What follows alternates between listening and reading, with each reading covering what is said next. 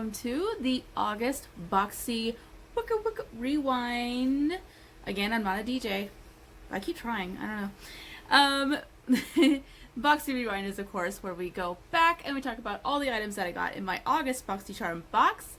Now that I've had a chance to play with them all, so I can give you my honest opinion on whether they were a hit or a miss and all the tea. So let's get into it. I do have like a lot of it on my face right now, just to sort of give you an idea of like how it looks. But we are going to go in first, just going off the list, the QMS Medi Cosmetics Active Glow Tinted Day Cream, which I assumed was basically like a BB cream. It's basically just like a tinted moisturizer. After like a few hours of wearing it, really, it's gone. So I'm not a big fan of these kind of products just because like I do have freckles, which, you know, freckles are like cool now, but like when I was a kid, people would tease you for having freckles. So I don't really get this trend. Not having it. I don't like it. I'm used to being like, oh, yeah, I've got freckles. So, beauty world, what's going on? But I have freckles and like I don't sleep enough. So I usually have really dark under eyes. So I really like something with a little bit more coverage than this. Like, I know these are probably better for your skin, but I'm not a fan. I don't like them. I like my foundation okay, like a nice medium coverage foundation that I can build up if I feel like I need to. And there's just not a lot of building this up. Plus, the shade that they sent me is a little dark for me. Like, I wish I was that shade. So, I had to really sheer it out anyway just so it didn't look crazy. You know what I mean? But, this is supposed to be $105. I would not pay $20 for this. Like, I'm just not a fan. I'm just not a fan of this kind of product, but I tried it. And maybe I can find someone that will enjoy using this, because I've only used it a couple of times, but it might be close to my aunt's shade. I'll see if she wants it. But not a big fan. Just not a big fan. I'm just not a fan. So, miss. Next is the Violet Voss Essentials 2 palette. Now, I told you guys in the August, Boxy unboxing that I was going to investigate this. And so immediately after I got done filming, I went into, I have a couple of group chats that I'm in, and I asked both of them, I was like, does anyone have a Violet Voss palette? And both groups, someone was like, yeah, I've got a palette, I think. And I was like, okay, great. Could you do me a favor and look at the back and tell me where it's manufactured? Both of them had the same palette, and that palette doesn't say where it's manufactured on the back. So that did nothing for me. So I ended up emailing Violet Voss themselves, like the company, because I went to Sephora, because they're sold on Sephora, and none of the pictures showed like where the palettes were made at, and the description, it didn't say anything about where it was manufactured. So I emailed the company Violet Voss, and I got one of those like automated, like, someone will get back to you in like 48 hours, and it's been a week, and I still haven't heard from anyone. So I don't know what the tea is, like if they are manufactured in China or not. I know Sunny reached out to me in the comment section on the last video and said that she thought that they were manufactured in China. So maybe they are. I will say the first one, the Essentials, like the first Essentials palette, I guess, was very, very dry, like very dusty formula. Like Morphe would have been like, dang, that's a lot of kickback level of dusty, okay? And this one is actually, like, I've used it several times, and there was very little kickback. Like, it's actually really nice, obviously very well pigmented, and so I'm thinking maybe they are actually manufactured in China, and just like the first formula sucked, and they figured out a much better formula by the time they got to Essentials 2. So this actually is a pretty decent palette. I didn't really dip into the top row much because it's kind of a little boring, but pretty much the entire bottom row I've used. So, traveled my way through it, and it's a good palette. It's a good palette. Like, this is a hit. I just wish that, you know, when I email companies, like, having, like, an actual question, like, yo, I think BoxyCharm might be, like, sending out dupes of your palettes, someone would get back to me. You would think it would be in their interest to be like, oh, no. I found that annoying. I'm still waiting for BoxyCharm to get back with me. I think I'm going to have to, like, I might try and, like, DM them on, like, social media or something, because obviously emailing them is not working, because they have never gotten back to me. Like, I tried to ask them questions about, if you'll remember, I think it was July I was talking about. I had this, like, really great idea of, you know, trying to get an interview with someone at BoxyCharm, or just, like, be able to ask someone questions about, like, how an indie brand per se would, like, get an item put into a BoxyCharm box. Like, what exactly are the criteria that they have to meet? What's the process?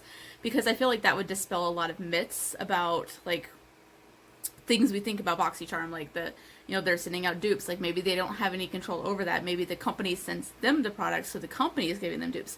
You know, like, I just want to know the process so we can see exactly what's going on when these kind of things happen. And no one ever got back to me. They sent me another email saying, like, you know, click this link to, you know, do some kind of collab or whatever, and it was a link to become a brand ambassador, which was not what I was wanting at all. I went ahead and filled it out because that would be awesome, but I haven't heard back, so obviously I don't meet their criteria. But that's not what I was going for, and it's just, like, really aggravating when I keep trying to reach out to companies and, like, asking all these, like, really, I think, valid questions, and they don't get back to me at all. Bug, you're being really loud. It's just really frustrating when they don't get back to you. Like, it's just, like, I get it, I'm a small fry, but, like, I'm asking valid questions here. Could you please answer my questions? Thanks. The sass is real, y'all. They're about to find out. They're about to find out. Alright, so Violet Voss Essentials 2 palette. I liked it. It was good. It was a good palette. I don't really care for, like, half the color story, but that bottom row is really pretty.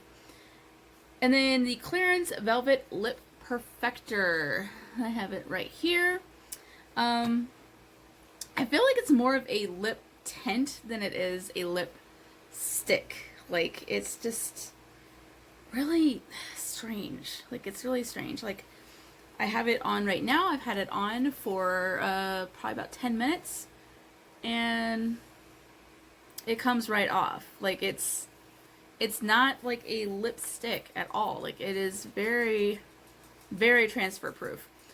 Or not transfer proof. It transfers. That's what I'm trying to say. It transfers like crazy, people. And I really didn't like the applicator. Like, you have to, like, squeeze the product up. Let me focus? Okay, it's not gonna focus. But you have to, like, squeeze the product up, if you can kind of see, yeah. And then apply it, basically. But I didn't like it, and I'm just gonna smear that on since I just gooped it up. But yeah, I didn't care for the applicator, and it comes right off, so that's a miss. I'm not a fan of that at all. And that retailed for $26. Like, why would you spend $26 on something that's, like, literally going to come off the first time you put your lips to anything? Like, you're throwing your money away. Like, it's just, no. Nuh-uh. And then we have the Mintan, I'm not sure. Hydro Glow Sleep Serum. We're just going to call it that. This retailed for $44.95, which is sort of an odd amount, but okay. And it was this right here. I used this several times, and honestly, like, typically, like, overnight kind of treatments like this are thicker. Like, it's like a really heavy cream. It takes a while for it to, like, seep into your skin, which is kind of why it's like an overnight thing, is because it, you know, it sits on your skin, really gets in there, and, like, really deeply moisturizes. This is really thin, it's definitely more of like a day cream than a night cream to me. Like, just the consistency of the formula itself. Like, I'll show you. I mean, you can't really see, like, see how, like, thin it out it is? I don't know. I mean, you can't feel how thin it is, I guess, like, by watching, but, like, it's very thin, but I really like the smell of it. Like, it's, I don't know what kind of smell to describe it. Like, it's kind of fruity, perfumey smell. I don't know. Like, it smells really, really good. And it does moisturize. It's just, I wouldn't classify it as, you know, a sleep serum because it's so thin and lightweight and soaks in so fast. Like, it's not really what I typically would expect from a overnight treatment, basically. Much more of a day treatment to me. But I'm not mad at it. I just, I don't know that I would spend $45 on it. But, like, it wasn't bad. It's just, I wasn't quite living up to what it was classified as, to me. If that makes sense. And then the last one is the Rockins Cosmetics Big Fat Liner. And I've used this, actually used this in a Ursula video. If you guys, I don't know when I'm uploading that one, if it's going to be before or after this. But use this in that. I've used it several times. I'm winging it now. But I will say this was $25. I would not spend $25 on this simply because my e.l.f., wherever it has wandered off to. Ah, here we go. The H2O proof eyeliner from e.l.f., I believe this is like $8, outperformed the crap out of this. Like, this did better than the last liner that I reviewed for the channel. As far as, you know, like my hooded eyes, a lot of the times by the end of the night, I have kind of a double eyeliner going on. Same situation with this, but it wasn't quite as bad. Like, it didn't transfer as bad as the last one, but it still transferred. H2O proof does not transfer, like, at all for me. So, for $25, I would expect it to outperform an $8 eyeliner. Just saying. Like, if you can't keep up with e.l.f., just stop trying. Please. Clear the stage. And that is all we had for last month's Boxy Charm Box. Now, the upcoming one for September is going to be the Boxy Luxe. So we will have 8 items. And I can't wait to see, because I only chose one. Like, you get to choose 2 items in the Boxy Luxe one, and I only chose 1 item. The other one's going to be a complete surprise. So there's only one thing that I know of that's going to be in there. Everything else is going to be like a, oh, I have that. So that'll be fun. It'll be exciting. And that's all I got for now. So I'll see you guys in the next one. Love you so much.